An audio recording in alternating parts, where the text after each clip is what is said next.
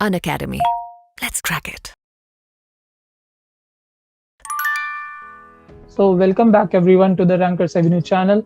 I'm Satyam this side, and today in this session I'm going to discuss the last 10 day prep tips before JEE Mains exam. So before we begin, make sure you like the video and subscribe the channel and hit the bell icon for further contents. So in the meantime of this video, I will discuss the main tips for the JEE Main exam first, and then the course tips which you should follow for the preparation in the last 10 days. So first point is that before writing any exam, you should understand the exam pattern. What is the pattern of the paper and how you are going to attempt that. So the JEE Main exam has all three subjects of equal weightage, no any superiority to any particular subject, and all the questions in each and every subject have equal marks, whether it being a MCQ question or it being a numerical question. So before going into examination mode, you have to attempt few mock test papers before the actual examination, so that you can assess your speed and assess your accuracy in different subjects, in how much time you are completing a particular subject, so that you can get the edge in the actual exam paper. So first thing what you need to analyze is what is your strength, like which subject do you have a lot of command in.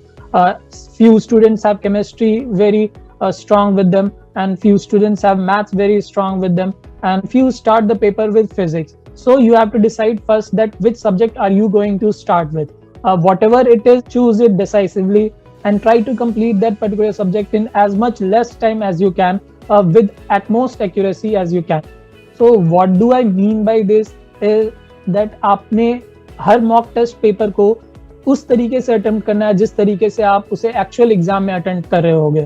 तो पहले आप अपने एक किसी ऐसे subject को चुनो जिसमें आपको बहुत ही कॉन्फिडेंस लेवल अच्छा हो और आप उसके क्वेश्चंस को बिल्कुल ज़्यादा से ज़्यादा एक्यूरेसी के साथ अटेम्प्ट कर सको.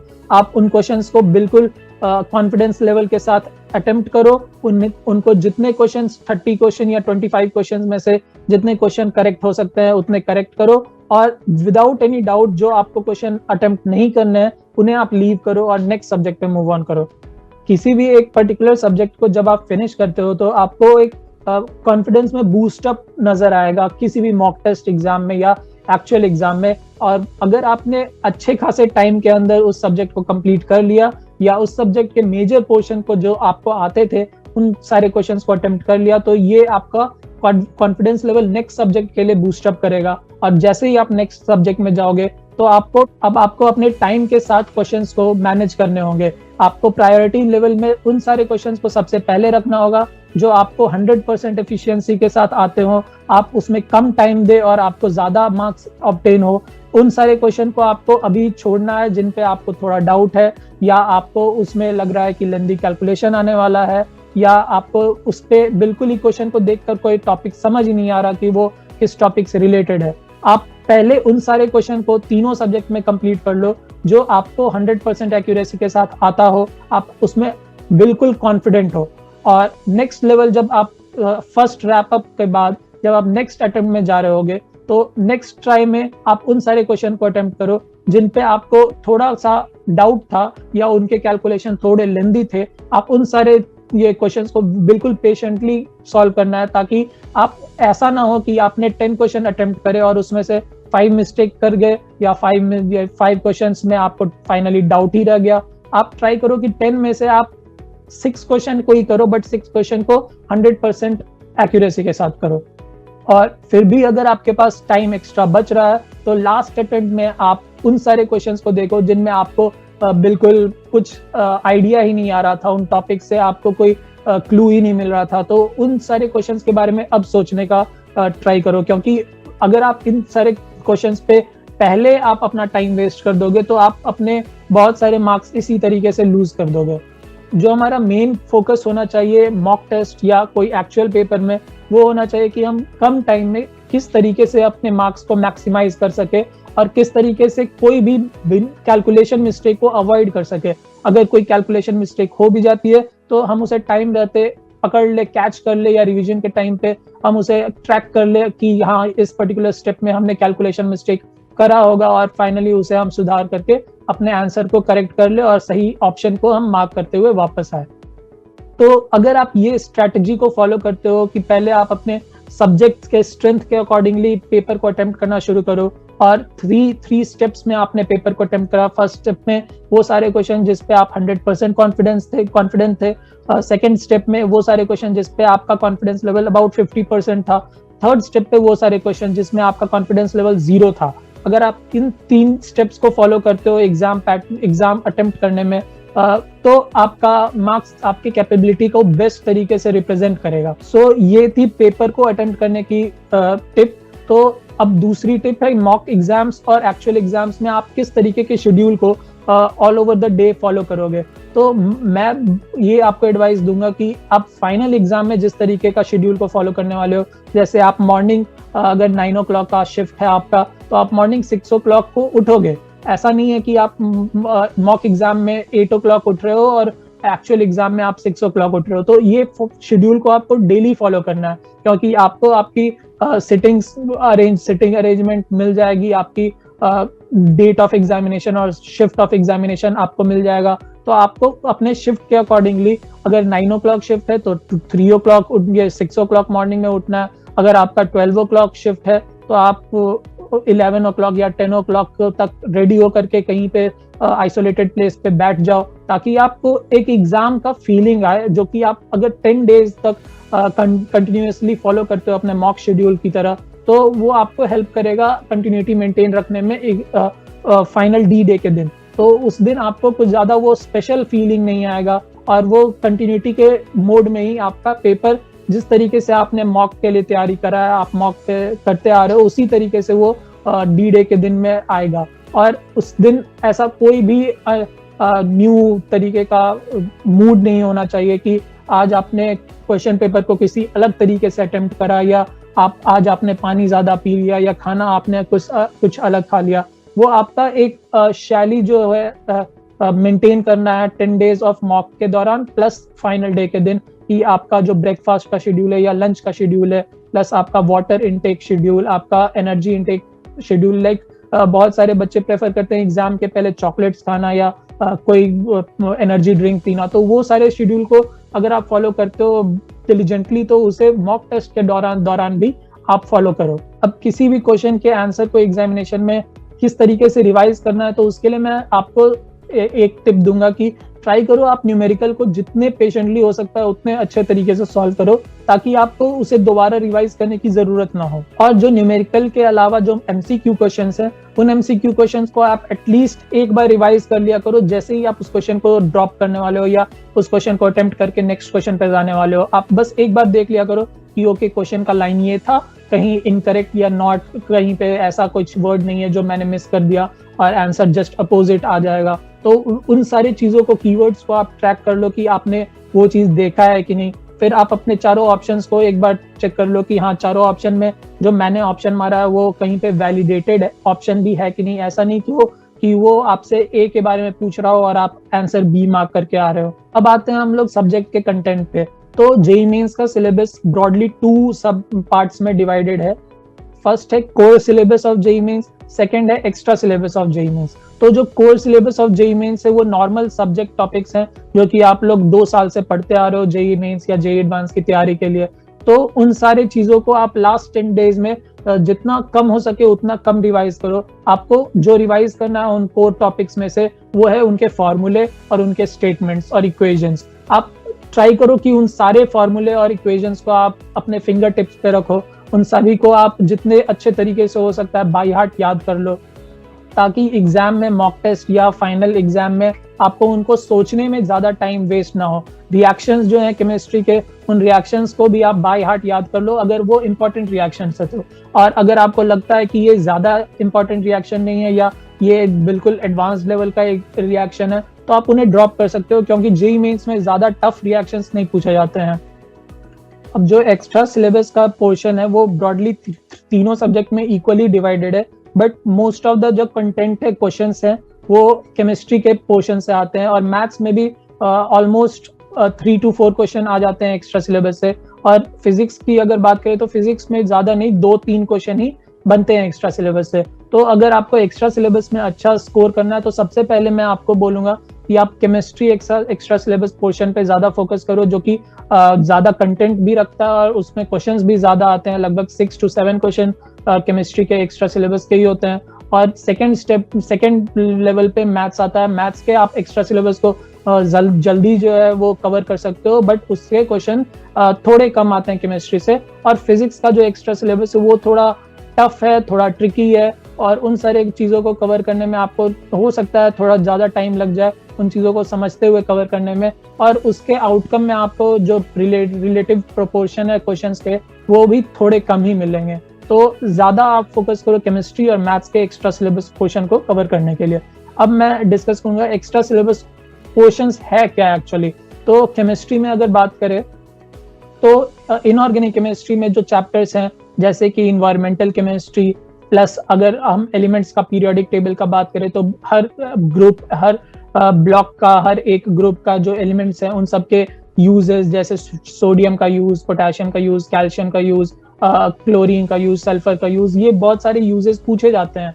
साथ में अगर कंपाउंड्स का बात करें, बहुत सारे कॉम्प्लेक्सेस हैं जैसे सिस्प्लैटिन, फेरोडॉक्सिन, ये सारे बहुत सारे कंपाउंड्स हैं, इनऑर्गेनिक कंपाउंड्स, जिनके यूजेस के बारे में जनरली पूछा जाता है एग्जाम में। तो इन सारे चैप्टर्स को आपको अच्छे तरीके से कंप्लीट करना है, इन सारे को डेटा को अच्छे तरीके से याद करना है।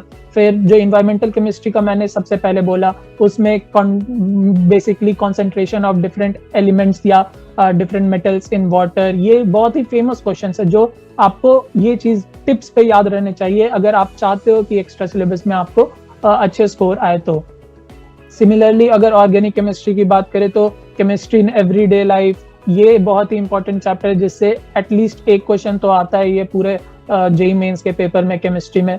तो केमिस्ट्री इन एवरीडे लाइफ में बहुत सारे ड्रग्स के बारे में बताया गया है कि ये मेडिकल ड्रग क्या काम करते हैं, या ये पर्टिकुलर ऑइंटमेंट क्या काम करता है, या कौन डिसइंफेक्टेंट का काम करता है, कौन एंटीसेप्टिक का काम करता है, ये सारी चीजों को याद करना जरूरी है। साथ में इसके साथ पॉलीमर्स, जो कि जेईई एडवांस का भी टॉपिक है, तो पॉलीमर्स के यूजेस ये जेईई मेंस का टॉपिक बन जाता है। जेईई एडवांस में बेसिकली पॉलीमर्स के फॉर्मेशन ये सब का टॉपिक को डील किया जाता है, बट यूजेस वगैरह ये सारे जेईई मेंस के टॉपिक हैं।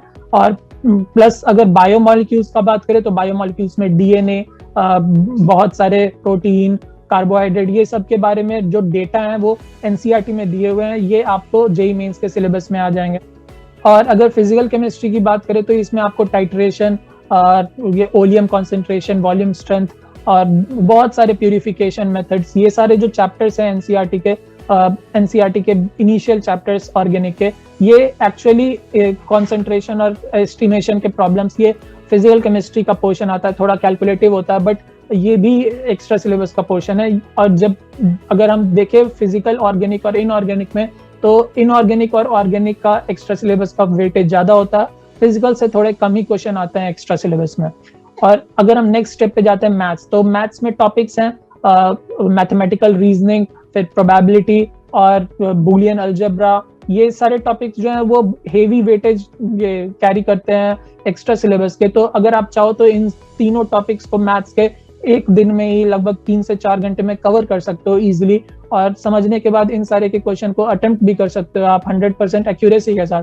तो ट्राई करो कि इन सारे टॉपिक्स को before JEE Mains at least cover कर लिया करो, और ताकि आपको एक्स्ट्रा सिलेबस के इन सारे क्वेश्चन में इजीली मार्क्स अवेलेबल हो जाए। आप इनको ड्रॉप ना करो ताकि आपके इजी जो मार्क्स मिल रहे हैं वो किसी और बच्चे को मिल जाए और आपको ना मिले।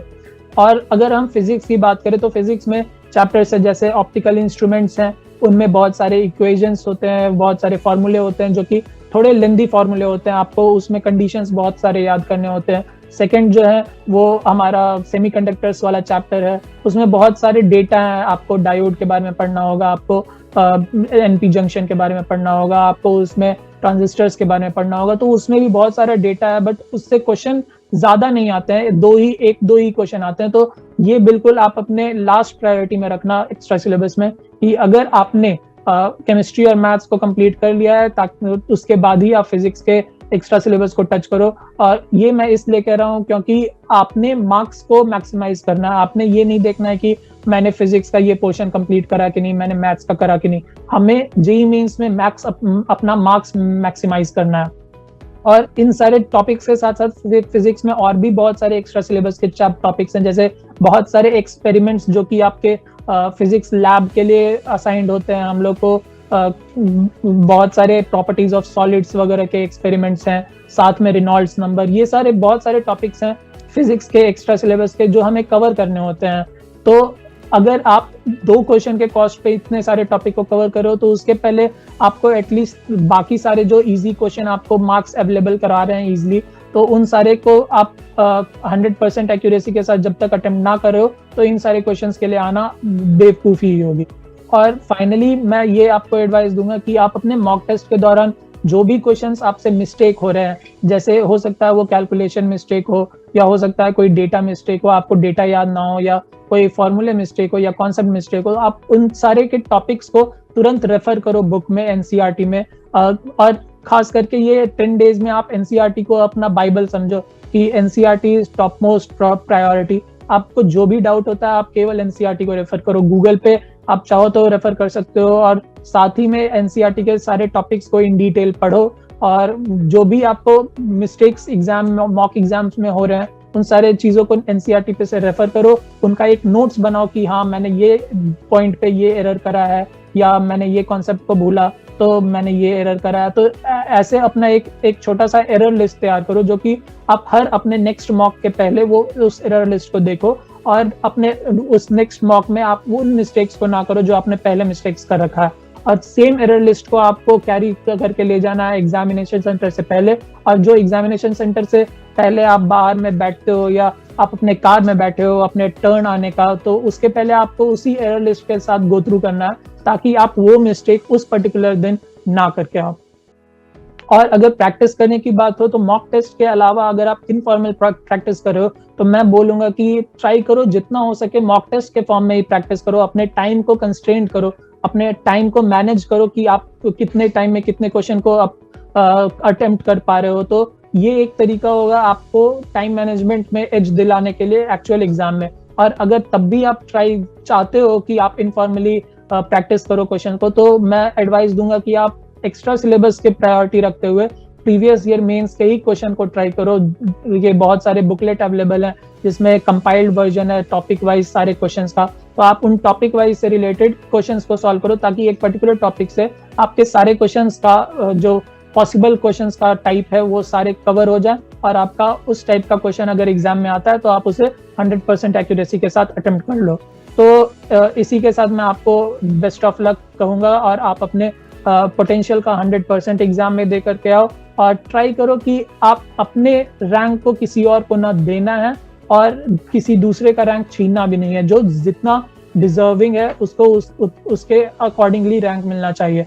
आपने अगर मेहनत करा है तो आपको पक्का आईआईटी में एक सीट मिलेगी ही मिलेगी। आप जेईई मेंस को अच्छे तरीके से क्वालिफाई करोगे, और साथ ही जेईई एडवांस में भी आपने अच्छे तरीके से क्वालिफाई करना है, अगर आपने मन लगा के तैयारी की है और अपना 100% आप एग्जाम में देते हो तो। सो फाइनली इसी के साथ मैं इस वीडियो को एंड करूंगा। अगर आपको ये वीडियो अच्छी लगी तो इसे शेयर करो अपने फ्रेंड्स के साथ, और अगर आपको ये टिप्स हेल्पफुल फील हो एक्चुअल एग्जाम के बाद तो इस वीडियो के कमेंट सेक्शन में आकर के जरूर टाइप करना कि आपका कैसा एक्सपीरियंस, क्या मेरे टिप्स ने आपको हेल्प किया कि नहीं, आपके एग्जाम में जितने मार्क्स आ रहे थे वो बूस्टअप हुए कि फाइनली आप अपने रैंक को इम्प्रूव करने में कामयाब रहे कि नहीं। So at last all the best to all of you, and do give your best in the JEE exam.